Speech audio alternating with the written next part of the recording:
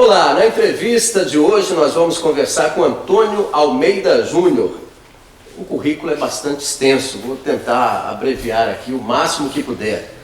Ele é baiano, de Paulo Afonso, médico veterinário formado pela UFRPE, de Pernambuco, empresário, especialista em MBA em gestão de negócios pela UNEB, consultor em políticas públicas, agronegócios e também em desenvolvimento sustentável. Atuou como médico veterinário, ou melhor, atua como médico veterinário desde 1987 aqui em Paulo Afonso, na Bahia, e nas regiões aqui, ou melhor, na região, né? E desde o ano de 91 na área de consultoria e assessoria em gestão pública, gestão empresarial, consultoria em agronegócios, consultoria em desenvolvimento sustentável e elaboração de projetos para captação de recursos públicos e privados. Na vida pública, Antônio Almeida Júnior, ele já foi presidente da Ascopa, Associação Comercial de Paulo Afonso, por 2 mandatos. Presidente regional da Federação das Associações Comerciais da Bahia, gerente regional do Sebrae Bahia, coordenador do projeto Sebrae em Xingó, Alagoas, secretário municipal de Paulo Afonso em Saúde, secretário municipal de Saúde, isso no ano de 2006. Gerente regional da EBDA, que é a Empresa Baiana de Desenvolvimento Agropecuário, diretor de desenvolvimento da agricultura da SEAGRA, que é a Secretaria de Agricultura do Estado da Bahia, e também diretor técnico da Bahia Pesca, superintendente de desenvolvimento da agropecuária da SEAGRA. E para finalizar, embora tenham muitas outras coisas, atualmente ele é assessor da presidência da Bahia Pesca, e é com ele que nós vamos conversar. Carinhosamente vou chamá-lo de Almeida Júnior, porque todos o conhecem assim, né? Pois não, Paulo. Prazer grande estar com você. Obrigado. Eu vou bater na tecla aqui dessa questão agropecuária, por conta do seu currículo, e depois a gente vai falar de muita coisa. Principalmente, que eu estou sabendo, política. Você é ligado a um grupo político aqui da região e as más línguas ou as boas línguas estão me contando aí que você é até pré-candidato a vereador ou algo mais. Daqui a pouco falamos sobre política, mas vamos falar sobre agronegócio. Eu estive vendo na internet hoje que por conta de receita, de dinheiro, de recurso, o censo agropecuário no Brasil não vai ser feito. Como você entender dessa área, o que isso traz de prejuízo para a agropecuária brasileira, Almeida? Olha, Paulo, assim, a primeira coisa, né?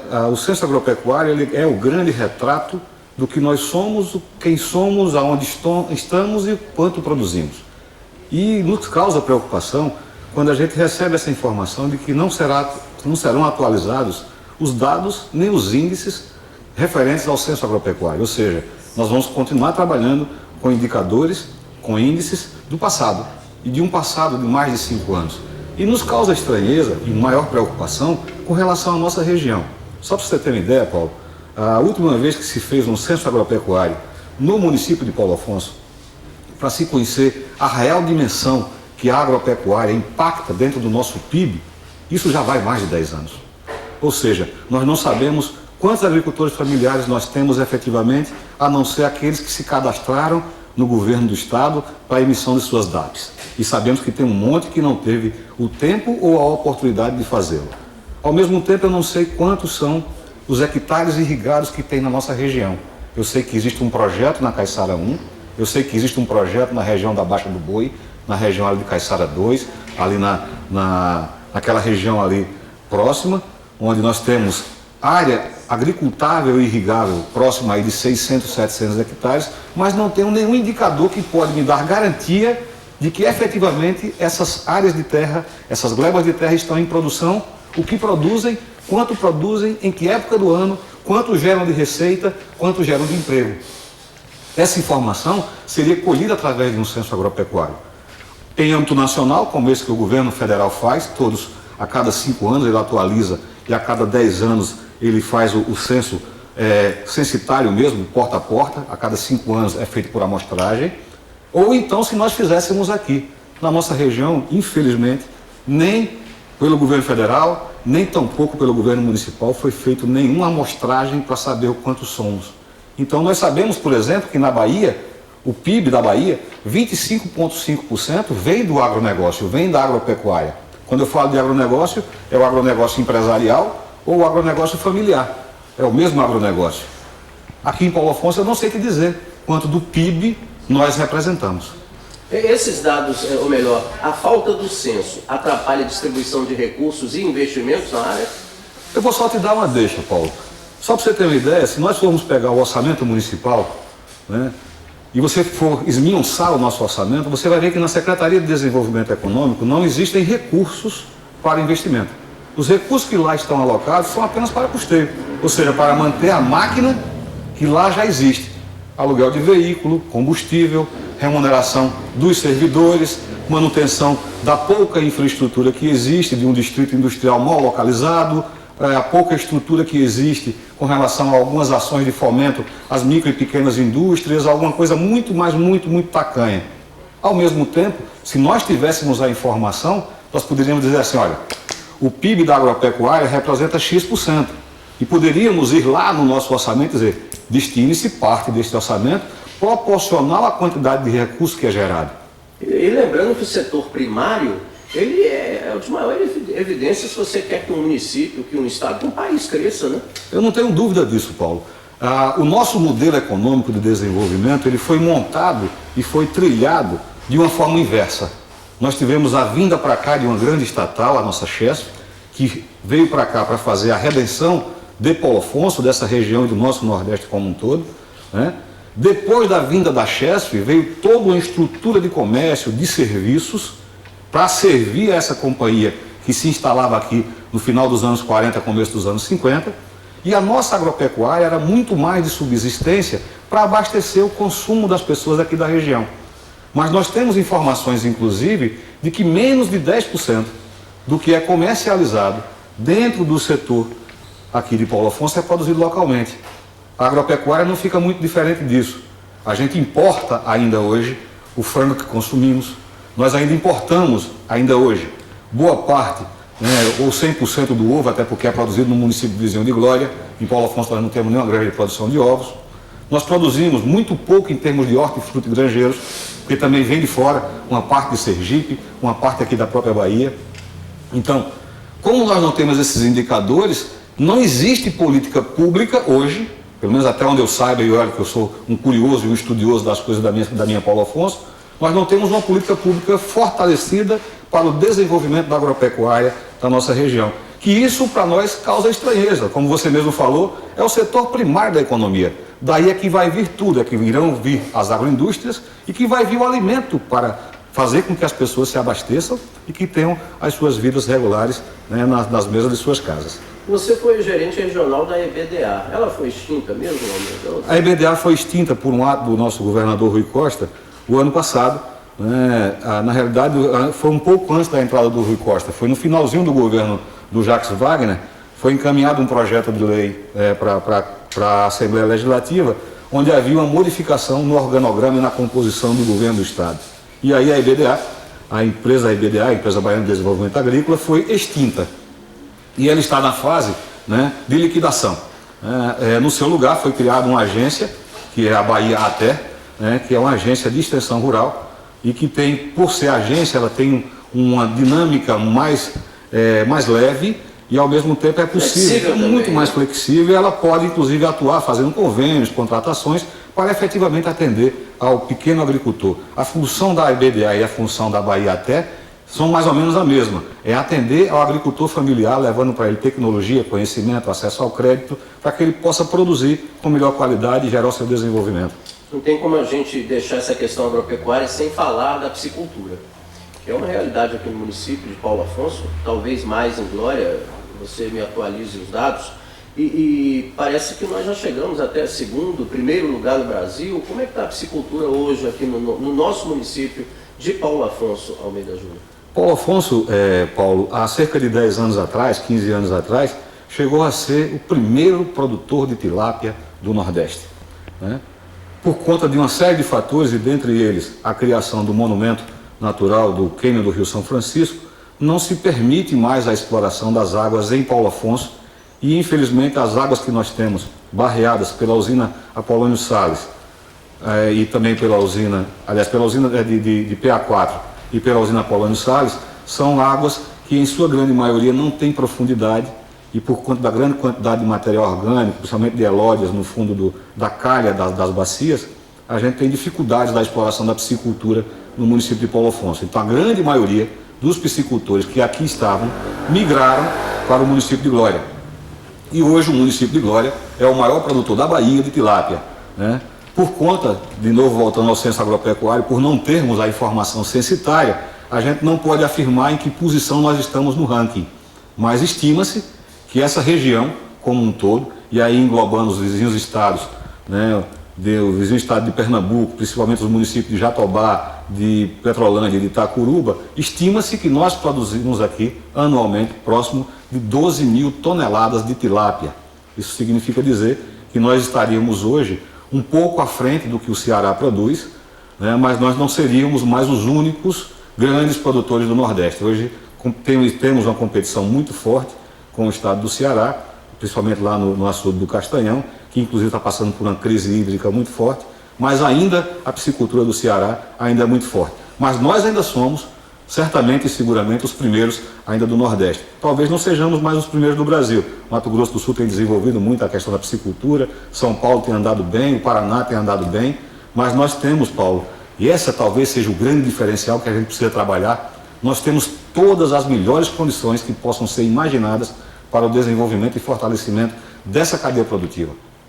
Você tem uma ideia, a tilápia produz muito bem quando a temperatura da água está entre 24 e 29 graus.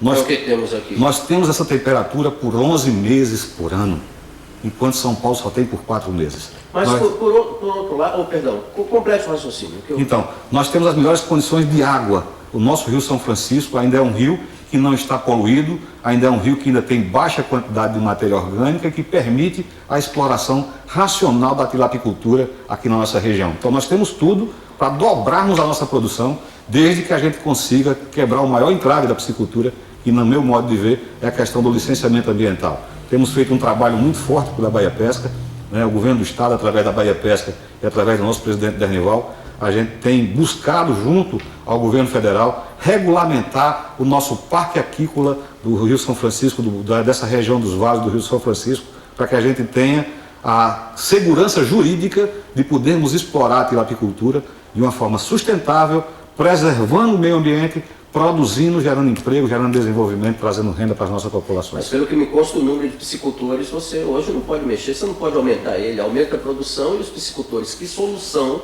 você aponta para este problema? Quem tem a licença para explorar está aí, e ela não pode ser mais fornecida. É aí onde está o grande gancho, né? No dia que nós fizermos o parque aquícola, as pessoas que hoje têm a licença ambiental e que não estão explorando, irão perdê-la, entre aspas, porque terão que dar acesso a outros que estão explorando sem o seu licenciamento. Essa licença hoje ela é alugada? Não, não pode, a legislação não permite. Depois que a pessoa física ou a pessoa jurídica recebe a licença ambiental, porque ela pode ser feita para o piscicultor ou pode para uma empresa de pesca, né? Como é o caso da Netuno, que tem a sua licença, né? Ela não pode ser partilhada, não pode ser arrendada, não pode ser cedida. Outro que também não pode ser ampliado. Não pode ser ampliada. Ela tem um limite, então ela vai até aquele limite. Só que aí, assim, muitos no passado, até para tentarem se preservar, ou talvez até para tentar explorar no futuro o poder de ter a licença ambiental na mão, pegaram áreas em vários locais e em vários pontos. E essas licenças impedem hoje que outros que queiram entrar na atividade, que queiram também produzir, que queiram também trabalhar com condições, inclusive com sustentabilidade para o meio ambiente, que é bom sempre a gente levar em consideração isso, até porque a gente não pode ultrapassar 1% da lâmina d'água de todos os reservatórios, mas é uma área muito grande, nós ainda temos espaço para crescer. Como eu te falei, a gente pode, inclusive, normatizando o polo aquícola, nós podemos, inclusive, dobrar essa produção e chegarmos, talvez, aí a 20 ou 25 mil toneladas de pescado ano aqui na nossa região. Percebo que nessa área nós teríamos aí assunto, pano para manga, mas é aquela veia jornalística. Eu vou agora fazer Você é muito eclético, vou deixar bem claro. Obrigado. Fazer uma passagem aqui para o comércio, porque eu tenho, como jornalista, analisado, eu também trabalho numa rádio como um observador político, como queiram, não sei, as pessoas como queiram, e eu percebo que o momento político do Brasil, ele está se sobrepondo aos momentos jurídicos, está se sobrepondo aos momentos econômicos e agora está, além de sobrepor, está atrapalhando muito as questões sociais. Aí, querendo ou não, o comércio, né? Em São Paulo, você tem uma ideia, 95 mil empresas fecharam as portas. Aqui na cidade de Paulo Afonso, na Bahia, é uma cidade com 120 mil habitantes, cerca de 27 empresas do comércio fecharam as portas. Como o gestor em comércio, uma pessoa que foi do Sebrae, da Ascopa, Associação Comercial, analisa essa situação, delimitando aqui para a nossa realidade, Almeida, do ponto de vista de comércio, você acredita, você pensa como eu, de que a política ela está influenciando muito essa economia, consequentemente o social das pessoas, e não podemos vislumbrar a curto prazo as melhoras disso? Olha, Paulo, na realidade eu não culparia apenas a política. A política nacional, né, que é influenciada por uma política macroeconômica também, né, o mundo como um todo passa por um momento recessivo, o nosso país não passa por um momento diferenciado na sua economia, também faz parte dessa mesma recessão global. Vivemos uma crise que, na minha opinião, ela é uma crise institucional, política e também econômica. Ela passa pelas três esferas, ela não é só política, ela é também institucional e também econômica. E vivemos esse reflexo hoje. Há cerca de mais ou menos 5 anos atrás, o governo federal, até para conter o impacto da crise mundial, abriu mão de alguns impostos e isso prejudicou os orçamentos fiscais dos estados e dos municípios, que perderam capacidade de investimento. Ao mesmo tempo, nós tivemos alguns programas sociais, agora recentemente, que tiveram cortes. Nós tivemos também toda uma paralisação em obras, em serviços que vinham acontecendo ao longo dos últimos tempos. E esse sentimento de paradeiro que a gente tem aí reflete efetivamente na economia. E nós temos hoje muitos dos filhos de Paulo Afonso que estavam fora, trabalhando em obras de barragem, trabalhando em obras de construção civil, os trecheiros, perderam seus empregos e retornaram para Paulo Afonso e hoje são desempregados. Então, existe uma real queda de arrecadação, existe uma real queda de circulação de moeda no comércio, o que tem levado os nossos empresários, os nossos comerciantes, a uma situação limite. Eu tenho conversado com os meus amigos, com os meus colegas do comércio, e o sentimento de todos eles é que o ano de 2016 é um ano perdido, onde a gente vai tentar sobreviver, para que a gente possa manter ainda os empregos que ainda estão aí, tentar manter as nossas empresas abertas, para que, passando-se esse momento de turbulência, a gente possa de novo voltar a crescer e voltar a gerar emprego e gerar a sustentabilidade para os nossos negócios e também para os nossos colaboradores, porque sem eles a gente também não faz muita coisa. Mas não é só a questão política, também existe uma outra questão, que é uma questão que, na minha ótica, é de planejamento estratégico que falta. Paulo Afonso, viveu ciclos de construção de barragens onde a gente tinha picos de desenvolvimento. E depois?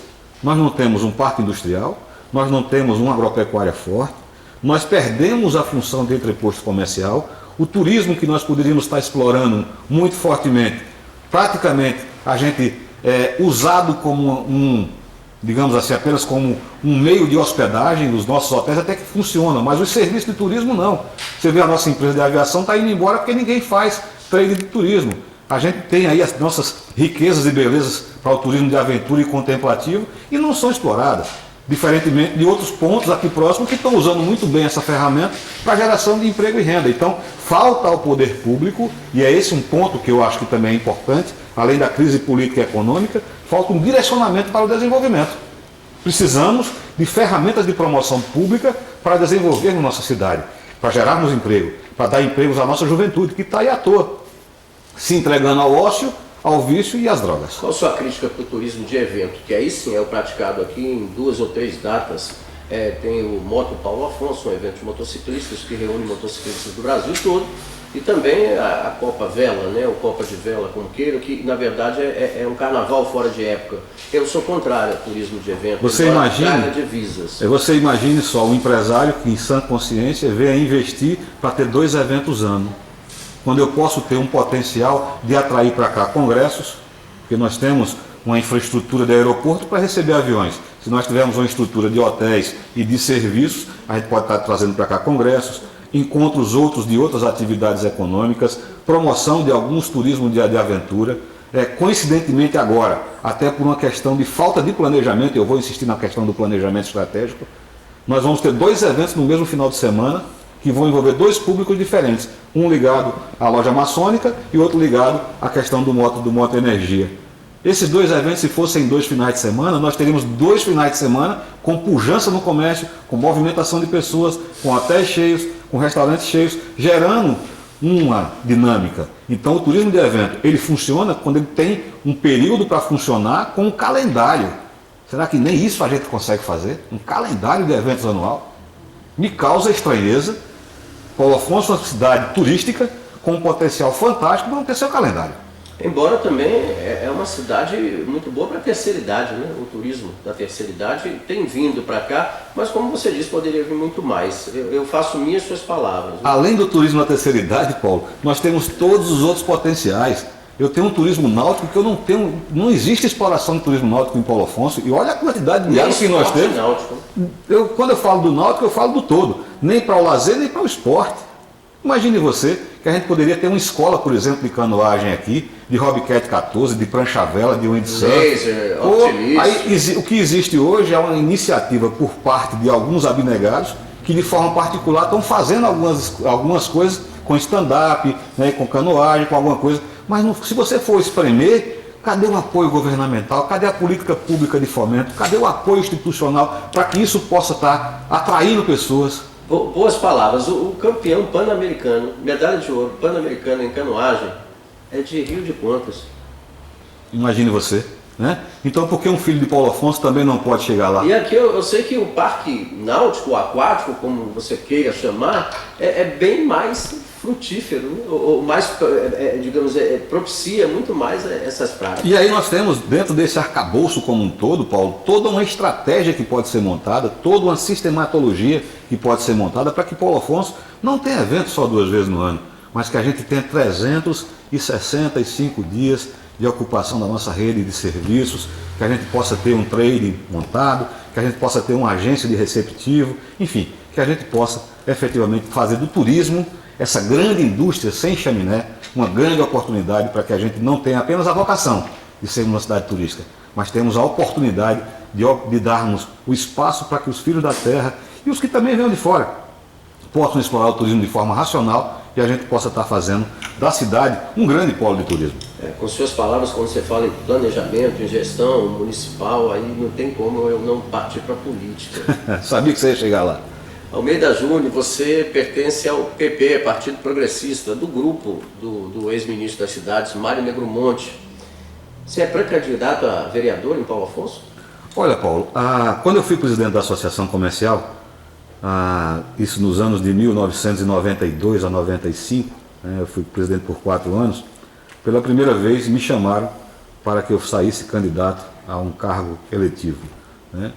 E naquela oportunidade eu entendia que eu tinha algumas outras missões a fazer, né? Meus filhos ainda eram muito pequenos e eu precisava cuidar da minha família e precisava também, além de cuidar dos meus negócios, também trazer para cá algumas políticas públicas, quando a gente conseguiu trazer o SEBRAE, como conseguimos trazer para cá a Junta Comercial do Estado, o preposto, que ainda hoje está lá localizado nas Copas, além de fazermos todo um trabalho focado em fazermos com que Paulo Afonso tivesse mais uma visão maior da Bahia, já que a gente tinha muito mais foco e muito mais tendência de ficarmos com Pernambuco.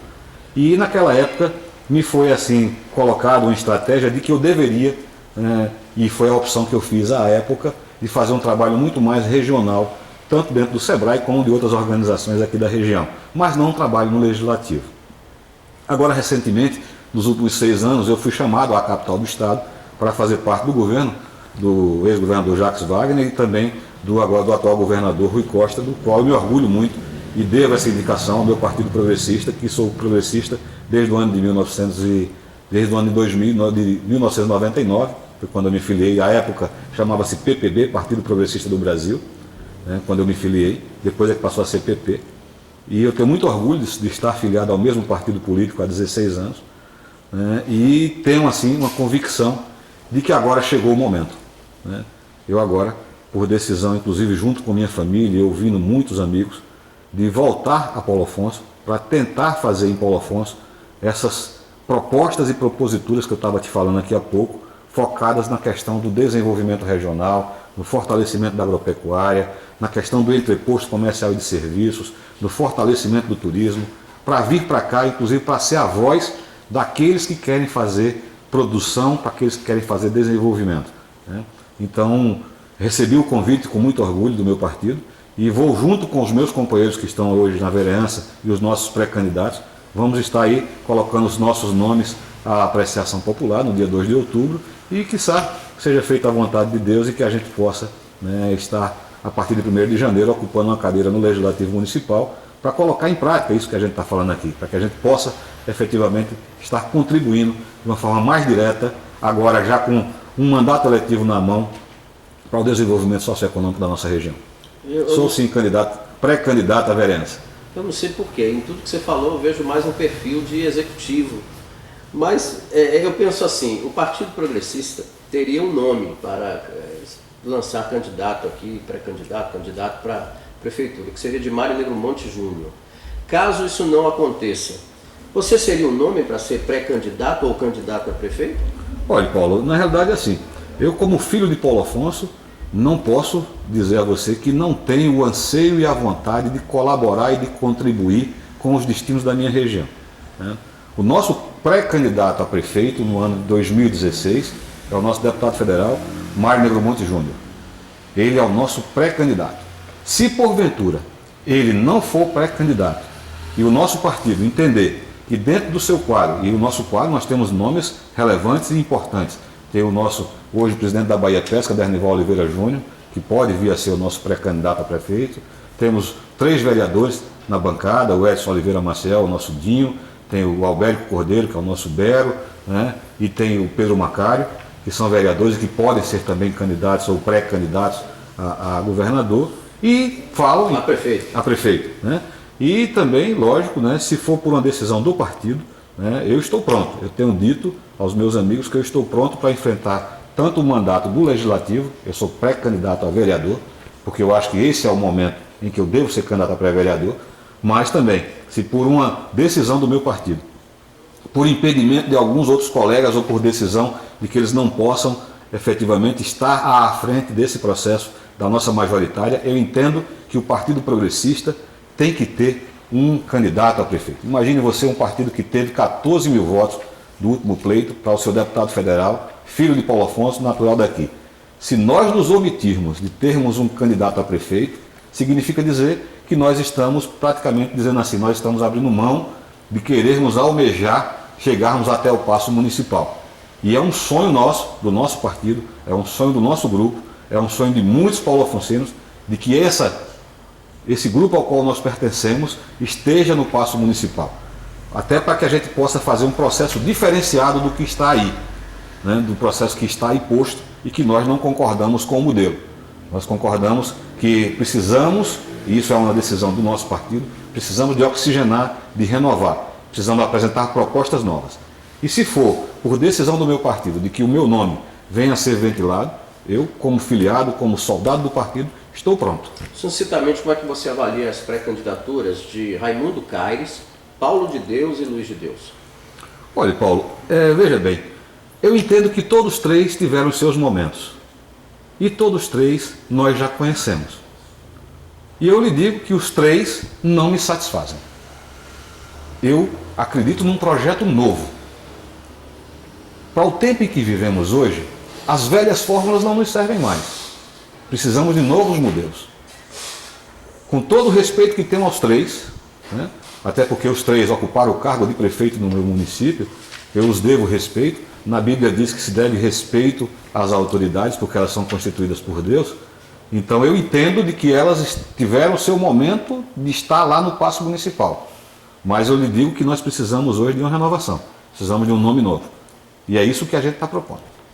Bem, estamos gravando essa entrevista, hoje é dia 20 de abril, véspera de feriado, apenas para o nosso vídeo telespectador, vamos dizer assim, porque é um canal de vídeo na internet, ficar situado. Hoje, 20 de abril, recentemente, dia 17, houve a admissibilidade do impeachment da presidente Dilma no Congresso, ou melhor, na Câmara dos Deputados. O deputado federal Mário Negromonte, para alguns, ele surpreendeu, para outros decepcionou.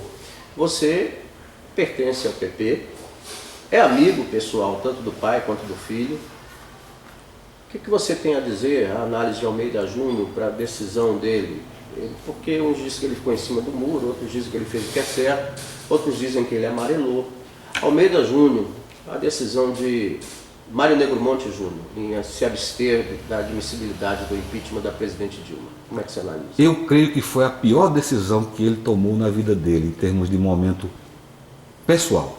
Imagine você ter que votar contra o seu coração, mas votar para preservar o direito dos seus amigos, dos seus correligionários, de serem pleiteantes a cargos de vereança, ou de prefeito, ou de vice-prefeito, em vários municípios do estado da Bahia. Imagine só, Paulo, que o voto fácil, pelo sim ou pelo não, poderia fazer com que todos nós que somos filiados ao Partido Progressista da Bahia pudéssemos sofrer retaliações e não colocarmos os nossos nomes ao sufrágio popular no dia 2 de outubro. Eu sei o tanto quanto o Mário Júnior sofreu para tomar essa decisão, porque ele teve o prazer de compartilhar conosco do momento difícil em que ele viveu. Eu, Antônio Almeida Júnior, votei não. Eu não tenho direito de voto, mas eu no meu perfil nas redes sociais eu disse que votaria pelo não.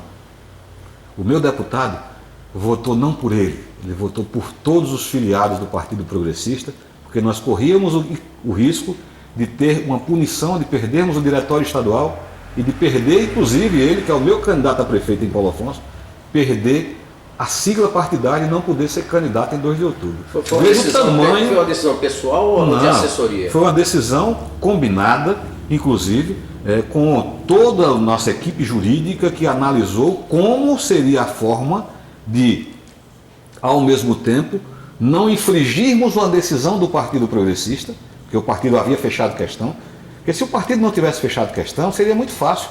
Mas quando o partido fecha questão e você vai de encontro àquela decisão do partido, você pode ser punido.